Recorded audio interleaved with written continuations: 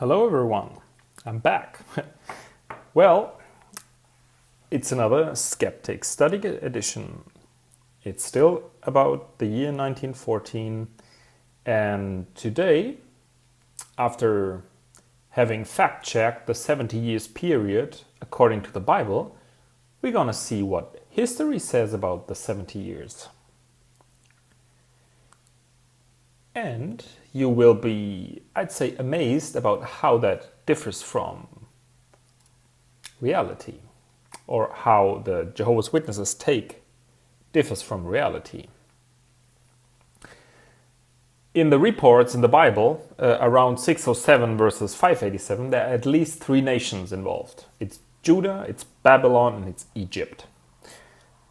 So I'd say let's have a look how the secular history fits with the explanation of Jehovah's Witnesses. And we're gonna go through that nation by nation and then see how they add up, how they match. I will now put up a picture in the video. So in this video, I would recommend that you actually watch the video and not just listen to it, because I will show up some stuff. I will now show you a table and after the name of the king. So this is a list of the kings of Judah taken from Wikipedia, and the dates are dates taken from the historians Allwright, Thiele, Galil, and Kitchen. They differ at some points, but the later the kings, the closer the dates are. And I've actually added a column with the dates that I found in Insights and other sources in the Watchtower library, what dates Jehovah's Witnesses actually give for the kings. And the list is quite long in Wikipedia, but the kings that are of interest for us are Josiah, Jehoias, Jehoiakim, Jehoiachin, and Zedekiah. And as you can see, Josiah is dated around 640 to 609, according to secular history, sometimes 641. And it's 659 to 629 in the Watchtower, which is pretty interesting because it's a 20-year difference. And do you remember that the last time, in the last video, I asked you to remember 20 years? Be prepared to see those 20 years a couple of times. And the list goes down, you can check it for yourself, to Zedekiah, which is dated to have reigned from 597 to 587 or 586, depending on the historian. And according to Watchtower, it's 617 to 607. 20 years again.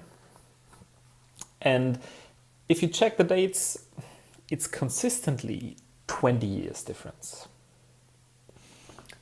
Just keep that in mind. We have to prepare here some facts. We'll now go to Egypt, and again there's a link in the description for the dates that I'm using. It's the list of pharaohs in the 26th dynasty. And the pharaohs are not being dated in Watchtower literature. At least I didn't find anything. But you can see the dates here. But there are some articles where you can draw conclusions based on events in history, where you can say, okay, when pharaohs probably have reigned. So we're going to look at the Insight book under the topic Egypt or Egyptian. Under the subheading Assyrian invasion, I think it's the third paragraph under that subheading. And I read to you: Assyrian garrisons were later pulled back from Egypt, and the country began to recover some of its earlier prosperity and power. When Assyria fell to the Medes and Babylonians, Egypt had gained sufficient strength, with the support of mercenary troops, to come up to the aid of the Assyrian king. Pharaoh Necho II led the Egyptian forces, but on the way was confronted by the Judean army of King Josiah at Megiddo, and, against his wishes, was forced to engage in battle. He defeated Judah and caused the death of Josiah. So, Josiah was killed in the Battle of Megiddo by the armies of Pharaoh Necho. When we now look at the years of reign of the King Josiah according to the Inside Book and compare that with the dates of the reign of Necho II according to secular history, they seem to not have had any overlap. So Josiah, according to the Inside Books, you can look it up for yourself, reigned from 659 to 629. And Necho II, according to secular history, reigned from 610 to 595. The Inside Book dates under the topic Josiah, the battle towards the end of his 30-year-long reign, where he died according to for his lethal wound. Sorry, I'm just translating that off the cuff from my notes. So this is not perfectly smooth, but it significantly reduces the efforts that I have with the videos. I hope that's okay. Please give me feedback if that is not okay. But where does Wikipedia date the Battle of Megiddo? Well, I quote from Wikipedia, "This Battle of Megiddo is recorded as having taken place in 609 BC when Pharaoh Necho II of Egypt led his army to Carchemish, northern Syria, to join with his allies the fading Neo-Assyrian Empire against the surging Neo-Babylonian Empire." So again, there is a difference of 20 years, because the Battle of Megiddo has taken place, according to the Inside Books, in 629 when Josiah died. According to secular history, it took place in 609 BC. 20 years again.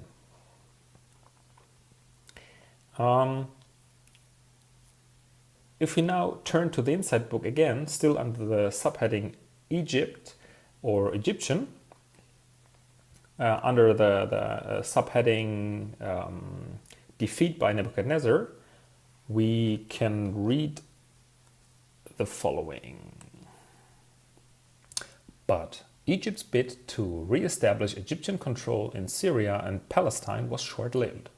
Egypt was doomed to drink the bitter cup of defeat, according to Jehovah's prophecy already pronounced by Jeremiah.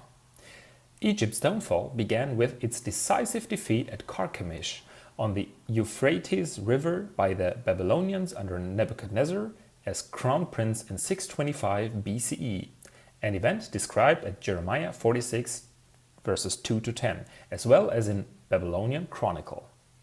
So here, the Battle of Carchemish, where Egyptians were defeated, is being dated to 625 BCE.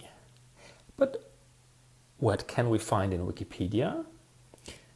I quote, and you will find all the links in the description. The Battle of Carchemish was fought about 605 BC between the allied armies of Egypt and Assyria against the armies of Babylonia allied with the Medes, Persians and Scythians. I hope that's correctly pronounced. Again, we have 20 years deviation between secular history and what the Inside Book claims. When did this battle actually take place? According to Jeremiah 46 verse. For Egypt, concerning the army of Pharaoh Necho, the king of Egypt, who was along the Euphrates River and was defeated at Carchemish by King Nebuchadnezzar of Babylon in the 4th year of Jehoiakim, son of Josiah, the king of Judah. So when was the reign of Jehoiakim? According to secular history, it was from 609 to 598. And the Battle of Carchemish in 605 actually is in the 4th year of Jehoiakim. But what does the Insight book tell us about his length of or period of reign? I quote from the Insight book under the heading Jehoiakim, second sentence in the first paragraph. Jehoiakim's bad rule of about 11 years, 628 to 618 BCE, was marked by injustices, oppression, and murder.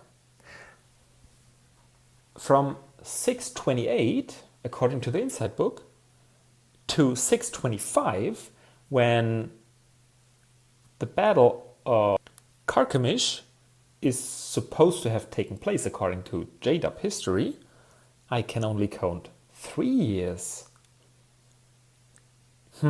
Strange, isn't it? But the even more interesting thing is, remember the 628 to 618? Compare that to what secular history says, and it's 609 to 598. Well, that's about 20 years difference. Not perfectly in the date of where his reign supposedly began, but it's close, isn't it? But okay, we have a third nation involved here, and that's Babylon. And I'm again using the list of kings of Babylon according to Wikipedia. And it's really tricky to find reliable dates in the Watchtower library. But if we look, let's just give you some examples. Nabopolassar reigned from 626 to 605 BC according to secular history. And he's dated in the Insight books to having started about 646, 20 years difference again, because 634 is being stated as Nabopolassar's 12th year. Nebuchadnezzar II, 605 to 562 BC. And he's dated in the Insight books to 624 to 582. 20 years again. Evil Merodach, 562 to 560. 581 to... But anyways, I think it doesn't make any sense to read to you all the dates. Just look at the table that is on screen and find that there are the 20 years again for most of the dates. And they seem to disappear at the reign of Nabonidus. It's pretty interesting. So for the Jehovah's Witness history to be correct, it would require the common error of all the historians dating Egyptian reigns, Judean kings, Babylonian kings. So of all those 3 reigns and all the people that did some research into that, they all have to err exactly 20 years. Isn't that strange? I mean, the biblical reasons they gave are more than to be doubted. And pretty interestingly, key texts like Jeremiah 25 verse 12 that I introduced in one of the earlier videos is hardly ever commented on. I mean, just search it in the Watchtower library for yourself. We have to be aware. I mean, this is the 4th video now. If you have seen the other 3, we learned that secular history does in not a single point is in conflict with the Bible, but definitely with the interpretation of the Watchtower people. At the end of the day, this leads me to the question, cui bono in Latin. So who is benefiting from it? I don't see any reason why secular historians should consequently date all those events 20 years later than when they are supposed to have happened according to Watchtower history.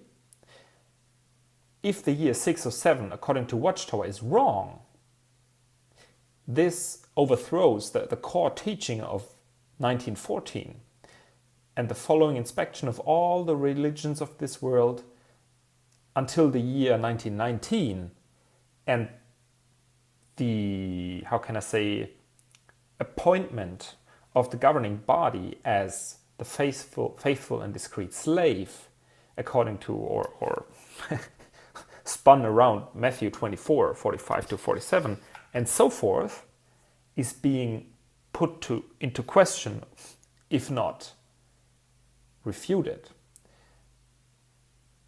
So I think that makes it pretty clear that in the debate, if 607 or 587 is correct, there's only one side that would benefit from a certain result, because let's assume that 607 would be the true date, and all those depending dates of all those kings would be correct according to Watchtower. What would the historians lose if they would be wrong about 20 years? They don't benefit from moving that 20 years later. There is no reason for them. It does not make any sense at all, really. So to wrap up all the videos, I think that the destruction of Jerusalem certainly did not take place in 607. And a dating of the destruction of Jerusalem to the year 587 is not in conflict with the Bible, as they claimed in the articles that we discussed in the earlier videos. But actually is far more plausible compared to the strange attempt to explain why 607 is the correct date. So there are two questions I want to ask to end this video, and if you have answers for me, please comment. I would be curious. Really, I would be glad to read answers from you, but I don't think you have answers. So, is there any logic reason? That's the first question. Is there any logic reason to assume that Jehovah would not have left any hints in history that would at least allow for a scientific discussion among historians if the destruction took place in 607 or 587? If that would be such a key event in biblical chronology. I mean, there is no discussion. So does that make any sense? Not to me. Second question. Is not the simple fact that Jesus repeatedly warned from any attempts to calculate the times, and that the attempt that we just analyzed is more than shaky? Isn't that a clear message? Well, to me it is. This is all nonsense. Jerusalem was destroyed in 587. 1914 is just ridiculous. I did this video due to a discussion that I found on Reddit, where someone asked for topics, and I thought, hey, this is a good, how can I say, reason to finish this series of videos. So this 1914 series. I'd love to hear your thoughts. I apologize that this is a bit less well structured compared to the others, but it significantly reduces the efforts. I mean, it just now took me about 22 minutes to record the audio, and this will now take another maybe 20 minutes to put together the video. Let's see, maybe I have to translate some things that I want to put on the screen, so it maybe takes a little longer, but still it's nothing compared to what efforts I had with the other 3 videos that involved hours and hours. So please leave me a comment if you don't like it. Maybe I'll do another very structured attempt at this, but I think the message is clear. Why are these 20 years there? Anyways, that's about it. I think I've spent enough words on that topic. I thank you for listening and bearing with me through that tough stuff. And yeah, wish you a pleasant day. Thank you for listening, and till next time.